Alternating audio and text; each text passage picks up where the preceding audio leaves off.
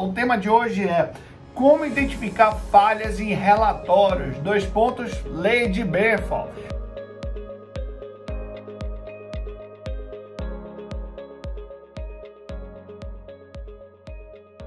Alô pessoal, tudo bem? Então mais uma Experiência GRC, esse canal que discute governança, risco, controles internos, compliance, auditoria interna. Trazemos assuntos do dia a dia para que vocês possam correlacionar com o GRC. Agradecer mais uma vez vocês que entram no nosso canal, manda lá um direct no @sandrooliveira.grc, lá no Instagram, no LinkedIn, no Facebook. Agradecer muito a vocês aí. Muitos temas legais que a gente vem recebendo. Infelizmente a gente não consegue colocar em todos os vídeos, mas aos poucos a gente vai colocando. E hoje a gente vai trazer um tema que vocês trouxeram lá nas nossas redes sociais. Então o tema de hoje é como identificar falhas em relatórios. Lei de Benford.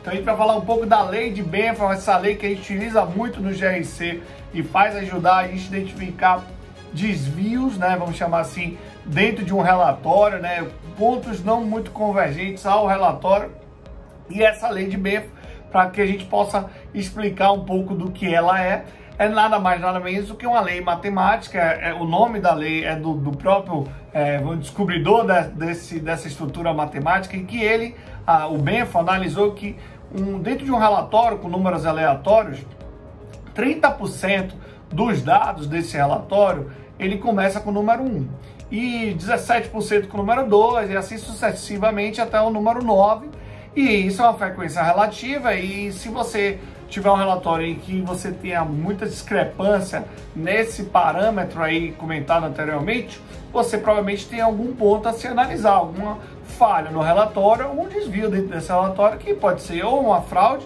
que eu digo a vocês não é a maioria dos casos, então, na verdade é a minoria, ou é geralmente uma falha no processo que a gente vai trabalhar e aí buscar as resoluções. E aí como é que a gente vai trazer? Aí eu gosto de trazer alguns exemplos, né? Exemplos práticos, né? Se você for analisar na Lava Jato, o TCU ele usou a Lei de Benford, e aí foi interessante que ele aplicou para a obra do Maracanã. E é claro, depois juntou com as delações premiadas.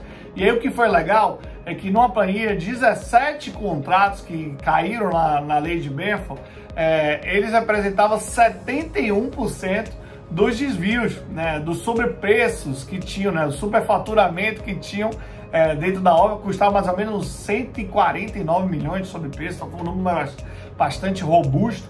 E essa amostra identificou, bateu com a delação. Então é legal que se você eventualmente está, vamos dizer assim, burlando ou usando falhas de processo, coisas que não são habituais, que não estão dentro daquela frequência relativa da Lei de Benford, provavelmente tem algum ponto aí de melhoria que precisa ser trabalhado.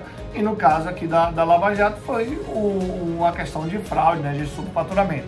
Outro ponto bem legal também, a gente tem uma pesquisa muito interessante na Universidade Federal do Rio Grande do Sul, em que ele pegou os casos de Covid até maio de 2021, e nesse estudo foi bem legal que ele analisou 5 países: Brasil, China, Estados Unidos, Itália e Nova Zelândia.